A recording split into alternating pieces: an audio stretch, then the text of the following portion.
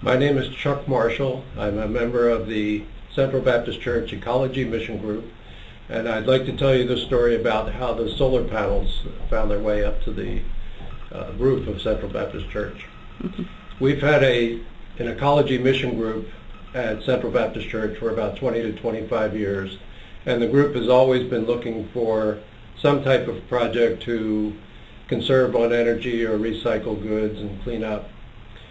So in 2005, we had a meeting at Central Baptist Church, a workshop, to talk about future planning.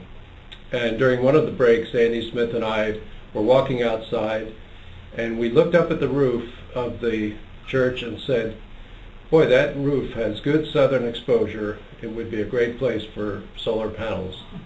But we didn't really act on it at that point, and we let it ride. And then in an ecology mission group meeting a few months later, Marge McCone, who was then in her 80s and who had been taking a course in environmental science from Villanova University, stood up and in her inimitable way said, we've got to do something about that global climate stuff. So we were spurred on to think about it, and then an opportunity came along. It was an announcement by the Department of Environmental Protection of Pennsylvania that they were going to issue an application for energy harvest grants.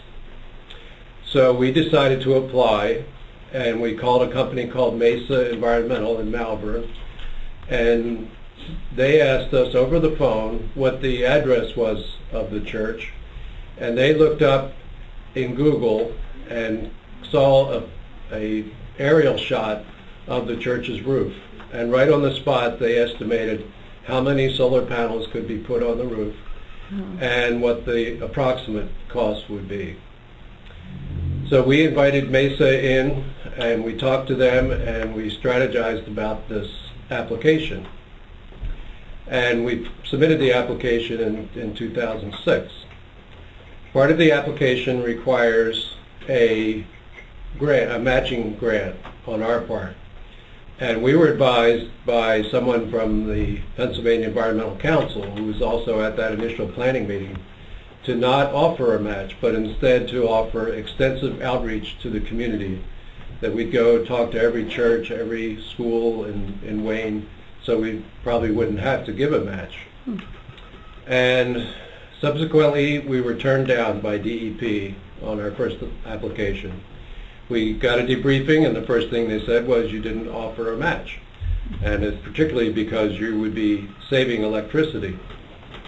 So we waited until the next summer of 2007, and we wrote and submitted another application, and in November of 2007 we were notified that we were going to be a recipient of $55,000, and that was out of a total cost of $80,000. And the rest of that $25,000 we obtained through a $10,000 grant from the State Department of Community and Economic Development, and then $15,000 from the congregation. Well, the panels were ordered and built, and they started operating, or were turned on, in May of 2009. And since then, through September 30th of this year, they generated 27,100 kilowatt hours of electricity, most of which was used by CBC, and the rest was shipped onto the electric grid from CBC, and we obtain credit for that which is used in the total grid. So we have paid off the grants, our own internal grants, within 2 years, and that was through a combination of the electricity that we saved, and plus the sale of the renewable energy credits, and the gifts from congregation members to help us pay off the cost.